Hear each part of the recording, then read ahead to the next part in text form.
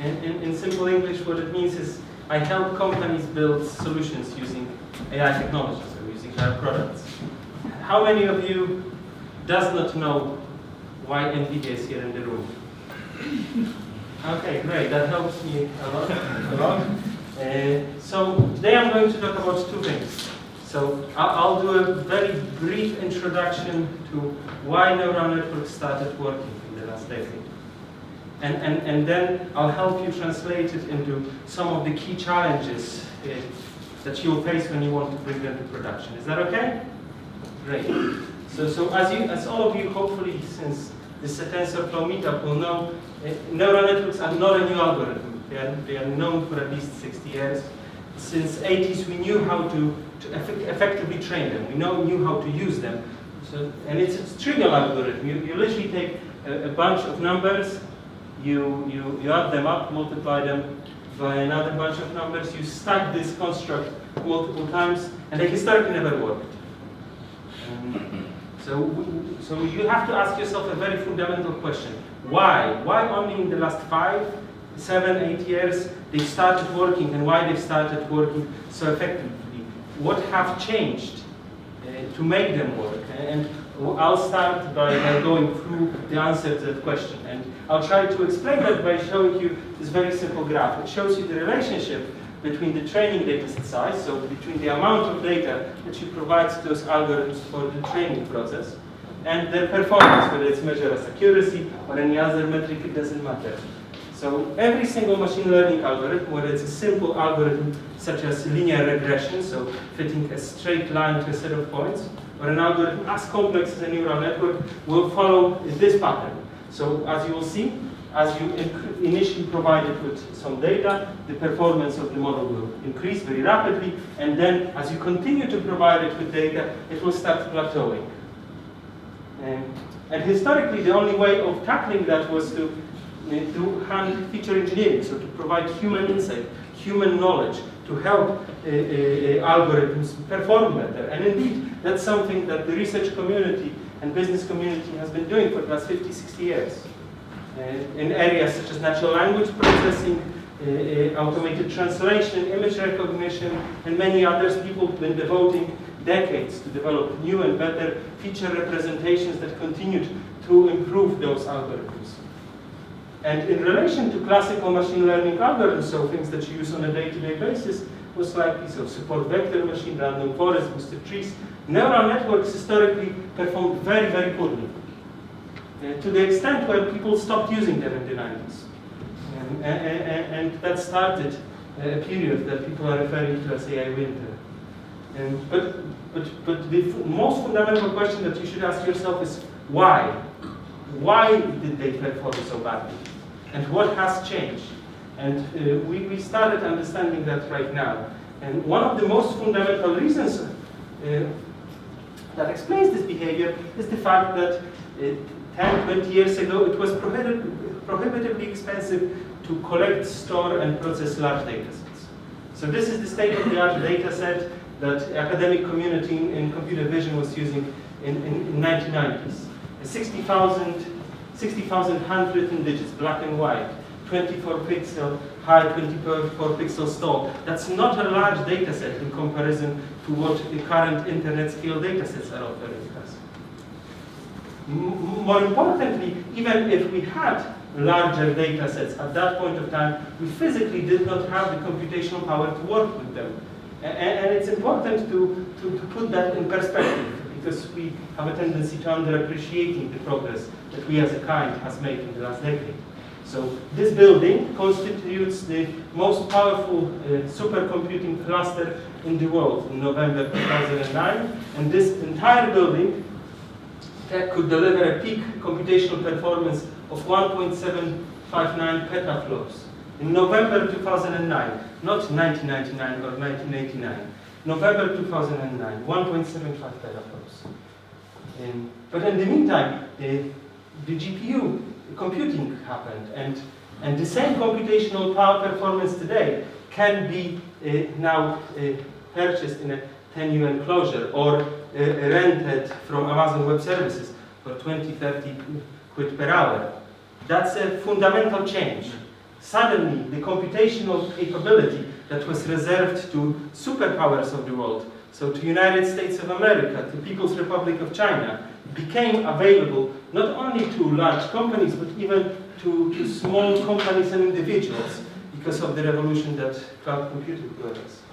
And without any additional reason, the combination of those two factors, so the increased availability of the datasets, as well as increased availability of computational performance, led to the point where neural networks just started to behave well.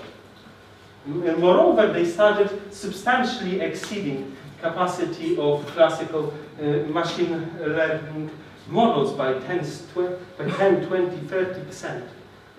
More and more frequently exceeding human-level capability across a wide range of tasks. And that breakthrough was critical because, as we know now, the models that are required to solve the problems that we are solving so routinely today were huge. So, ResNet 50, a very frequently used model for computer vision, it will require about 7 exaflops of compute. The model that you will use when you go to translate.google.com will require 100 exaflops compute to train once. It's again important to put it into perspective. 100 exaflops is 2 years non-stop on a dual CPU server. That's prohibitive. A research team cannot operate with an iteration time of 2 years.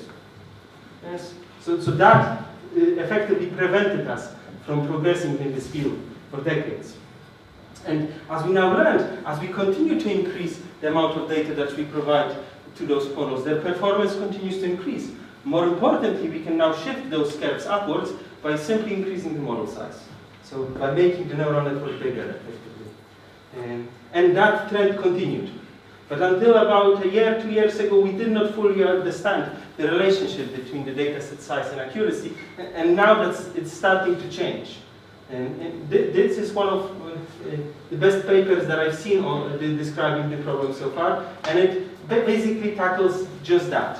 It tackles the relationship between the amount of data that she provides to an algorithm and its behavior, so the error, in this case test loss. And in this paper, the authors from Baidu took literally all of the important AI problems, so translation, language modeling, character language modeling, image classification, attention speech modeling, and a couple others, and they proved that indeed that relationship is predictable.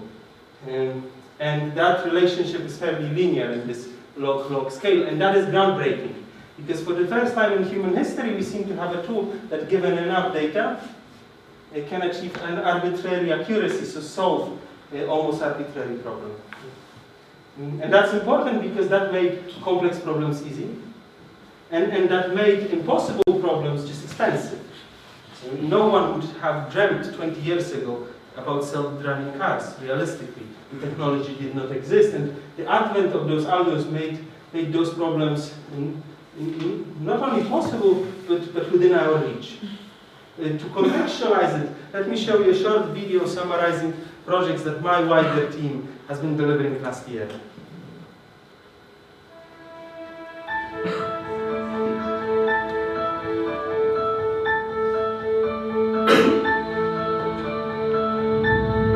I am a visionary, exploring a universe of data to sharpen our view of the most distant galaxies. Studying black holes to help prove Einstein's theory of gravitational waves. I am a healer, giving doctors the power to turn mountains of data into life-saving breakthroughs. Identifying diseases like leukemia from a simple drop of blood, even in our own homes, and finding new ways to bring cures to market faster. I am a protector, keeping our oceans safe from invasive species, and helping our crops flourish while minimizing pesticides. I am a helper, assisting customers in stores, and the disabled in their homes.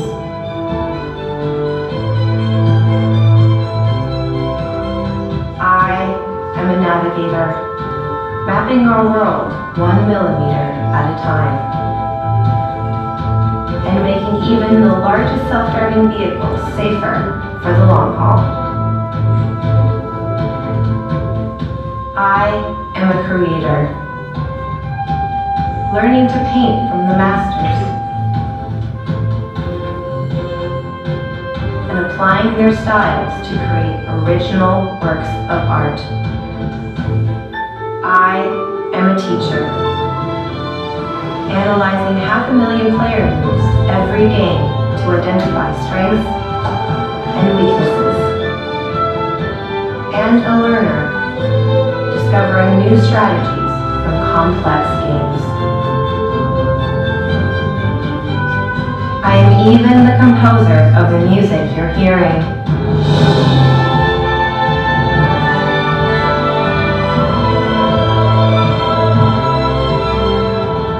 I am AI, brought to life by NVIDIA Deep Learning and brilliant minds everywhere.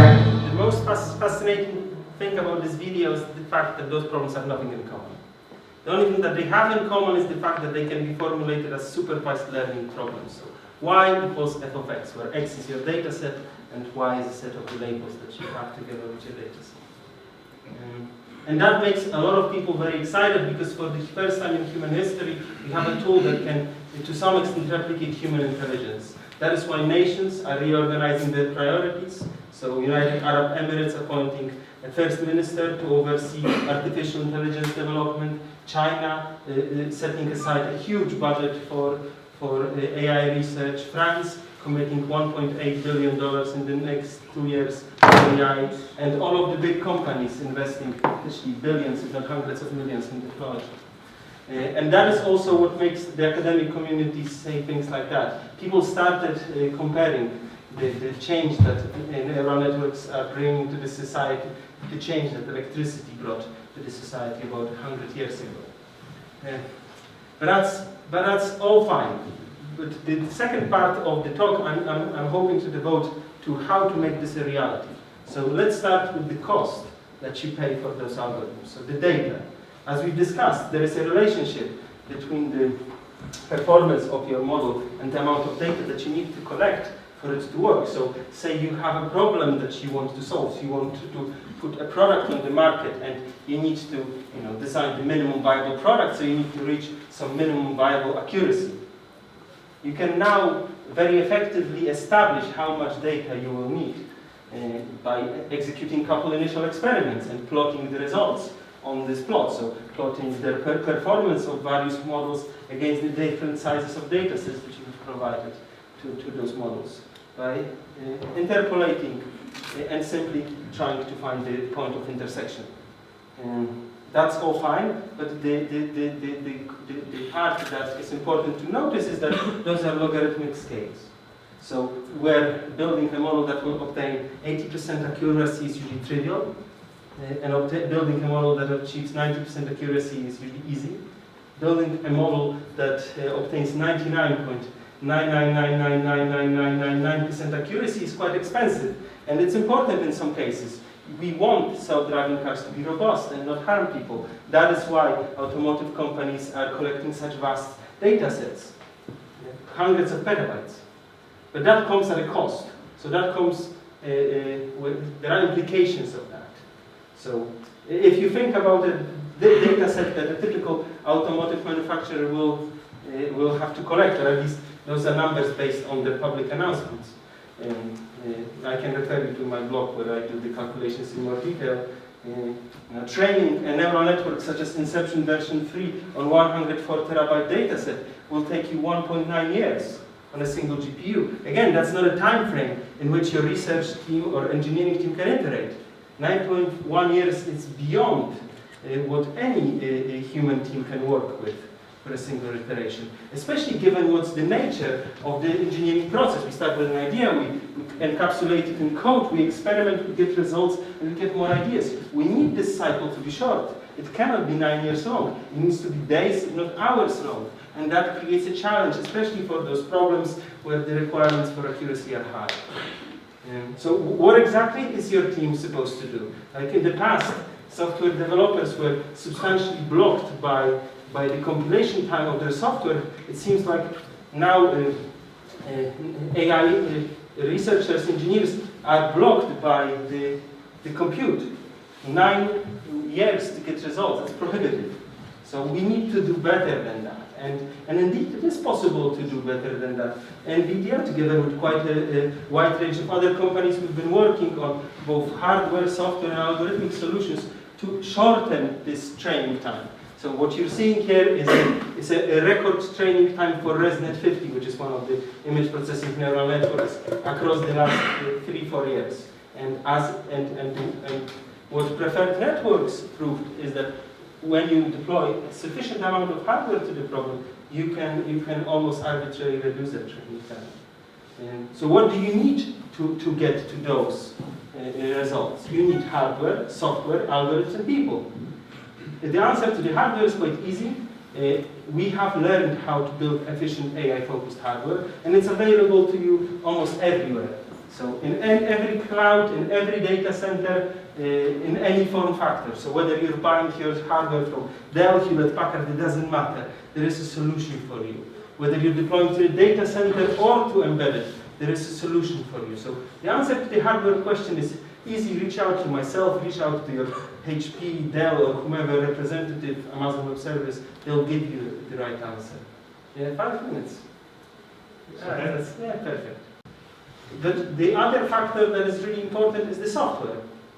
It makes a difference how you write your algorithms. What you're seeing here is a comparison of theoretical performance for training ResNet 50 to out-of-the-box implementation of TensorFlow in terms of its distributed training capability.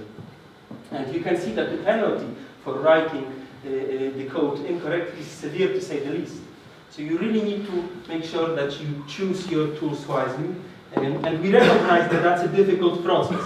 That is why on a monthly basis, we are providing to you free of charge, literally a copy of all of the deep learning frameworks. So whether it's TensorFlow, CNTK, MXNet, on a monthly basis, we revise them, fix them, patch them, test them in terms of performance, and give it to you for free. So do take advantage of that register. There are no strings attached. And it really makes a difference how you build those deep learning frameworks. So this is a comparison of performance of our containers, version 1708. So that's in September 2017 and February 2018. It makes a big difference how you build those deep learning frameworks and how you organize your code. And those are results from a couple days ago. Yes, so do take advantage of that resource. It's there for you. Take advantage, given this is a TensorFlow meetup, take advantage of the HOROVOD deployment that we provide with our TensorFlow containers. Parallelizing your code with HOROVOD is fairly straightforward. You just provide a copy of the model that you deployed against a single GPU, you execute those couple of lines of HOROVOD code, and it usually just works. Yes? So then to deploy it against 4 GPUs, you would provide 4 here. And that's really it. To run it across 4 servers with 4 GPUs each, you provide a list of servers and how many GPUs on every server you want to use, and it works. So do take advantage of it. Those tools are there for you, and as I mentioned again, they are for free. You need also algorithms. It makes a difference how you build your optimization process, because doing it incorrectly will lead to dramatic degradation of performance. And small changes to your code, such as increasing the numbers of GPUs participating in the training or increasing the batch size, will lead to dramatical reduction of your model performance. So it does make a difference how you write your optimization logic. And that brings us to people. Do take care of the people that shape your projects and that solve the problems that I've outlined just a second ago. Participating in our Deep Learning Institute. It's a training program targeting software developers, data scientists, aiming to help them transition to this new technology. Participate in our GPU Technology Conference, which will take place in October in Munich, to get up to speed. And talk to us about your use cases. It's in our best interest for you to succeed. Yes, so do talk to us. We're actually at your disposal. And as far as I understand, this session is recorded. Yes, so you will have my email address on the second slide. Thank you kindly. We've got time for a quick question. I think Inga's on the roving mics this evening. So I'm going to ask the obvious question. Can we get a free GPU box? But perhaps some more salient questions from our audience. Yes? So, can you just give your name and where you're from? Thank you. Stephen Buckland, Science Investment Research. Yes. So Google produced the TPU. Indeed. And essentially what they did is they stripped away all of the unnecessary silicon that was used for the graphics processing just to do the tensor operations. Does NVIDIA have any plans to do something similar? We already did. So if you look how our Volta architecture is built, it already contains hardware acceleration for matrix multiplication. So you use the kind of the tensor calculations kind of doing kind of the 2-byte multiplications fast. One of the things that I've found is that when you're doing these calculations, making sure that you have your kind of data sizes to kind of 2 to the n actually makes a big difference in terms of performance. Making sure that? So to do with the alignment of data as you push it onto the GPU. So do you have any tools that kind of detect whether you're using the GPU calculations efficiently in that way? So whether you're using tensor cores or not, yes? Yes. So NVIDIA Profiler is there. It's sometimes very tricky to use because of the overheads that individual deep learning frameworks are introducing. I will be staying here, so we can have a conversation. This sounds like a conversation over a beer. We can take one more question. The chap at the back. Thank you, sir. Can you say anything about fuzzy accuracies? Could you say that again? Fuzzy logic, fuzzy accuracies. What about them? Have you got any insights you can share? Not really. Brilliant. Okay, guys, let's catch Adam after the talks. That's the point of these meetups. Put a beer in his hand, and hopefully he'll go as far as to answer your questions as far as he can. Thank you, Adam. Much appreciated.